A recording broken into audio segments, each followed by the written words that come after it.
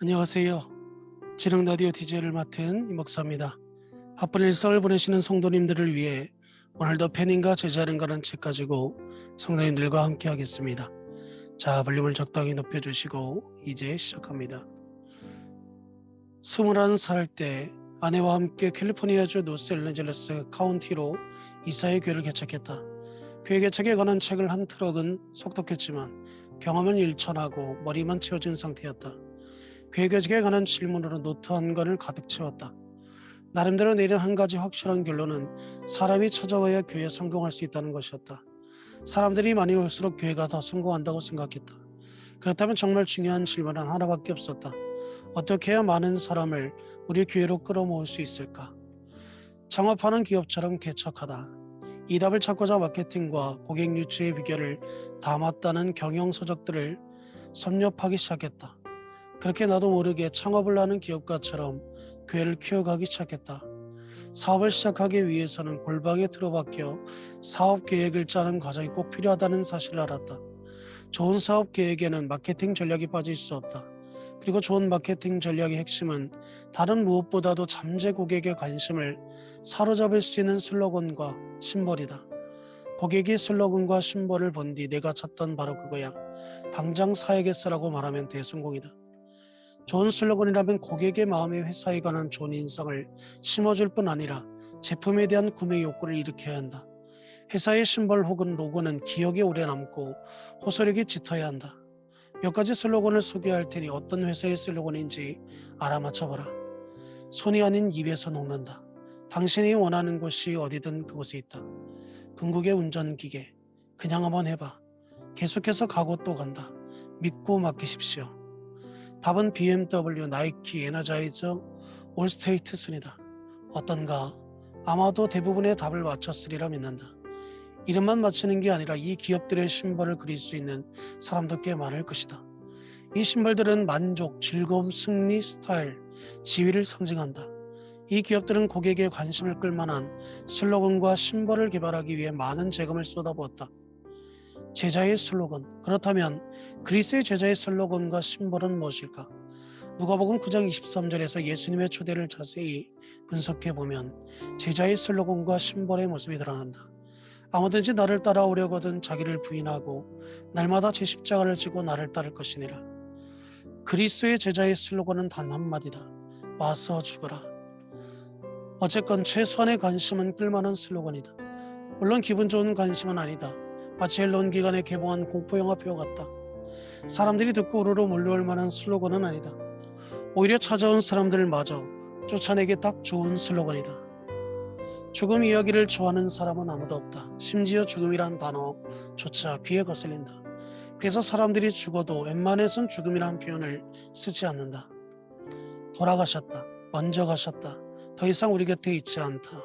잠들었다. 운명했다. 저 세상으로 갔다 같은 표현을 쓴다. 죽음은 그야말로 끝이다. 보네포의 말처럼 그리스도께서는 사람을 부르실 때 와서 죽으라 명하신다. 그리스의 제자의 심벌은 그 이상도 이하도 아니다. 그것은 바로 십자가다. 고문과 죽음의 도구가 예수님의 제자를 상징하는 심벌이다. 예수님은 왜 굳이 십자가를 심벌로 택하셨을까? 다른 좋은 심벌도 맞지 않는가? 평화를 상징하는 비둘기는 어떤가? 보호를 의미하는 목자의 지팡이도 좋다. 희망과 약속의 상징인 무지개도 그럴듯하다. 왜 하필 못으로 이은 두 개의 피투성이 나무 기둥인가? 역사상 가장 잔혹한 처형 도구의 이미지를 내세워서는 고객이 모일 리가 없다. 우리는 이 십자가를 최대한 순화시키려고 했었다. 장식물과 보석을 치렁치렁 달았다. 하지만 십자가를 지라는 마가복음 9장의 메시지를 불쾌하고 부담스럽기만 하다. 십자가는 로마인들이 유대인 같은 피정복적인 그런 사람들을 굴복시키기 위해 사용했던 처형도구다. 십자가는 로마의 힘과 권위를 드러내는 심볼이었다. 예수는 왜 굳이 십자가를 심볼로 택하셨을까? 다른 좋은 심볼도 맞지 않은가? 평화를 상징하는 비둘기는 어떤가? 보호를 의미하는 목자의 지팡이도 좋다. 희망과 약속을 상징인 무지개도 그럴듯하다. 왜 하필 못으로 이은 두 개의 피투성이 나무 기둥인가? 역사상 가장 잔혹한 처형도구의 이미지를 내세워서는 고객이 모일 리가 없다. 우리는 이 십자가를 최대한 순화시키려고 했었다. 장식물과 보석을 치렁치렁 달았다. 하지만 십자가를 지라는 마가복음 9장의 메시지는 불쾌하고 부담스럽기만 하다. 십자가는 로마인들이 유대인 같은 피정복인들을 굴복시키기 위해 사용했던 처형도구다. 십자가는 로마의 힘과 권위를 드러내는 심벌이었다. 이따금씩 유대인들이 로마의 압제에 한관 반란을 일으키면 로마인들은 관련자들을 십자가에 못 박았다. 때로는 팔레스타인의 먼지 날리는 도로를 따라 한 번에는 2,000명 가까이 십자형을 집행하곤 했다.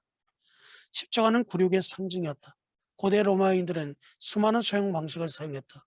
그 중에는 값싼 처형 방식도 꽤 많았다. 불에 태우거나 돌에 던져 죽이면 손쉬웠다. 그보다 더 쉬운 방법을 원한다면 검을 한번 휘두르면 끝이다. 독약을 먹이는 방법도 있다. 그에 반해 십자가형은 4명의 병사가 1명의 백부장이 필요했다. 보통 비상 처형 방식이 아니다. 그런데로 왜 굳이 십자가를 사용했을까? 바로 만민 앞에 죄인을 욕보이기 위해서였다. 죄인이 아무것도 아니라는 사실을 사람들의 머릿속에 똑똑히 심어주기 위해서였다.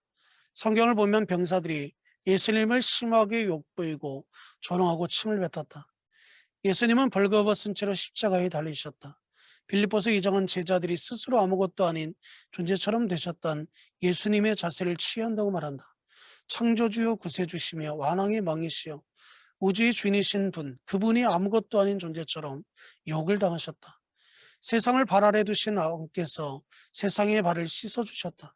따라서 그분을 따르려면 겸손히 십자가를 지고 아무것도 아닌 존재로 낮아져야 한다. 십자가는 고난의 심벌이었다. 로마인들은 범죄자를 십자가에 달리기 전에 예수님에게 했던 것처럼 모진 채찍질을 가했다. 채찍질을 하기 위해서는 옷을 벗기고 손을 세로로 세운 기둥에 묶었다. 손을 기둥에 둘러 묶은 것은 채찍을 가하기 편하도록 온몸을 쫙 펴기 위함이었다. 채찍질의 횟수는 정해진 것이 없었다. 채찍질의 달인인 로마 병사들은 사람을 정확히 죽기 바로 직전까지만 때린다. 인사불성으로 채찍질한 뒤에는 십자가 가로대를 죄인의 등에 얹었다. 채찍질로 인해 척추골이 드러나는 경우가 비일비재했다. 50kg이 넘는 가로대가 뼈가 드러난 상처 위에 놓였으니 얼마나 고통스러웠겠는가. 예수님이 비좁은 비아돌로 로사에서 십자가를 지고 가다가 힘겹게 비틀거릴 만도 했다. 십자가를 지고 예수님을 따르는 길은 고통과 고난의 길이다. 고난 없이 십자가를 질 수는 없다. 편안하게 십자가를 짊어질 방법은 없다. 십자가는 어디로 매나 고통스럽게 짝이 없다. 고난을 예수님 제대로 따르지 못한 사람에게나 찾아온다고 믿는 사람이 외로 많다. 하나님의 아들 예수님을 따르면 만사가 순조롭게 풀려 정상이 아닌가. 고난이 예수님을 따르지 않은 증거라는 쓰레기 신학이 교계에 만연해 있다. 하지만 성경이 말하는 현실은 전혀 다르다. 예수님을 따르기로 결심하는 것은 때로는 참을 수 없으리만치 고통스러운 십자가를 감내하기로 결심하는 것이다. 예수님을 따르려면 희생에 따른다는 뉘앙스를 풍기는 성경 구절이 많다. 몇 가지만 예로 들면 다음과 같다. 누가복음 6장 22절 인자로 말미암아 사람들이 너희를 미워하며 멀리하고 욕하고 너희 이름을 악하다 하여 버릴 때에는 너희에게 복이 있도다.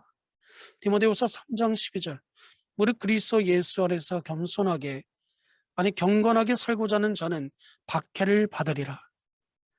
마지막으로 빌립보서 1장 29절 그리스도를 위하여 너희에게 은혜를 주신 것은 다만 그를 믿을 뿐 아니라 또한 그를 위해 고난도 받게 하려 하심이니라. 요즘 나를 자꾸만 일깨우는 질문 하나가 있다. 아무런 고난과 희생도 없는데 과연 내가 십자가를 제대로 짊어지고 있는 건가? 예수님을 따르다가 뭔가 잃은 적이 있는가? 예수님으로 인해 관계가 깨진 적이 있는가? 예수님을 따르기 위해 승진을 포기한 적이 있는가? 예수님 때문에 휴가를 반납한 적이 있는가? 믿음으로 인해 조롱을 받은 적이 있는가? 꼭 목숨이 위태로운 상황만 말하는 게 아니다. 복음을 위해 한 끼를 굶었던 적이 있는가? 아무것도 잃을 게 없다면 과연 진정으로 십자가를 짊어지고 있다고 말할 수 있을까? 잠시 고민하고서 답을 해봐라. 예수님 때문에 뭔가 희생한 적이 있는가? 희생이 없었다면 최소한 약간의 불편함이라도 겪지 않았다면 십자가를 짊어지고 있지 않을 가능성이 많다. 궁극적으로 십자가는 죽음의 심벌이었다. 예수님의 해골의 곳에 라는 뜻의 골고다 언덕에 이르시자 병사들이 가로대를 받아 세로대로 붙여 십자가를 완성했다.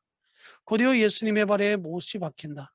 몇 시간 뒤 예수님의 옆구리에 창을 꽂아 죽음을 확인한다. 예수님은 제자에게 자신에 대해 죽어야 한다고, 예수님의 제자가 되는 순간 우리 자신은 끝나야 한다. 십자가는 무엇보다도 죽음을 의미했다. 십자가를 짊어진 사람의 운명은 더없이 확신하다. 사형수를 걷고 있으나 죽은 사람이라고 하는데, 십자가를 짊어진 제자에게 딱 맞는 표현이 아닐 수 없다. 예수님은 당시 가장 혐오스럽고 부끄러운 신발을 지고서 우리를 향해 말씀하셨다. 나를 따르려거든 이 십자가를 지라. 예수님은 우리를 죽음으로 초대하고 계신다. 예수님은 그분을 따르려면 자기 십자가를 지고 자신에 대해 죽어야 한다고 분명히 말씀하셨다. 그래서 제자는 죽음을 결심한 사람이다. 예수님이 십자가를 제자의 조건으로 내거셨을 때 얼마나 어색한 긴장이 흘렀을까. 실제로 오늘날 많은 교회가 너무 부담스럽고 치욕스럽다는 이유로 십자가의 메시지를 내던졌다. 그 결과 제자를 자처하지만 십자가를 짊어지지 않는 팬이 교회에 가득 메우고 있다. 태평양 연안의 한 교회에 초빙을 받아 설교를 전했을 때 한 남자가 찾아와 딸이 신앙이 없는 남자와 결혼하고 싶다고 해서 걱정이라고 말했다. 그는 내가 사익감을 만나보기를 원했다. 그렇게 나는 내 신분을 밝히고 내일 비행기를 타기 전에 잠시 만나 점심 식사를 나누고 싶다고 제안했다. 그러자 뜻밖에도 그가 내 초대를 받아들였다. 목사와 모실론자의 점심 식사라. 어색하기만 할 것 같았지만 오히려 우리는 만나자마자 죽이 맞았다. 몇 시간의 이런저런 이야기를 나누다가 그의 사연을 듣고 난 뒤 복음을 전했다. 알고 보니 그는 복음에 관해 거의 들은 적이 없었다. 점심 식사를 마치고 함께 기도한 뒤 그가 회개하고 예수님을 하나님의 아들로 고백했다. 나는 그에게 핸드폰 번호를 알려준 뒤 그 지역에 아는 목사를 소개시켜줬다. 역시 우리의 발걸음을 교차시키는 하나님의 섭리는 참으로 놀랍다. 약 6개월 뒤 그 목사를 통해 청년의 믿음이 쑥쑥 자라고 있다는 소식을 들었을 때의 감동이 지금도 생생하다. 그 뒤로 1년이 넘게 그의 소식을 듣지 못했다. 그러던 어느 날 핸드폰에 울려서 받아보니 그 청년이었다. 8개월째 행복한 결혼 생활을 이어가고 있는데 요즘 장인과 자주 부딪혀서 걱정이라고 했다. 장인은 자꾸만 그에게 믿음의 속도를 늦추라고 권했다.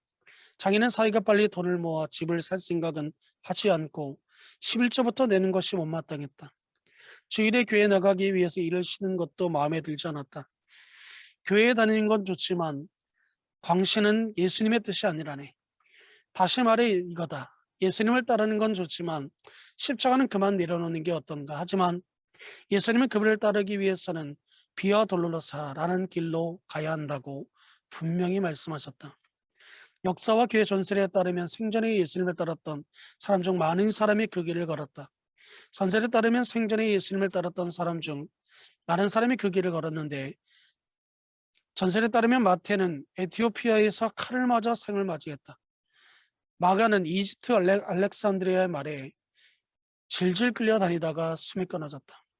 누가는 그리스도의 교수형을 당했고 베드로는 십자가에 거꾸로 매달렸다. 도마는 인도에서 선교행을 하던 중 창에 찔렸다. 예수님의 형제 유다는 믿음을 버리지 않는 죄로 화살이 맞아 죽었다. 야고보는 예루살렘에 참수형을 당했다. 예수님을 따른다는 말은 곧 자신에 대해 죽겠다는 말이다. 이것으로 이 목사가 추천하고 대신 읽어주는 진흥 라디오 21번째 시간을 마치겠습니다.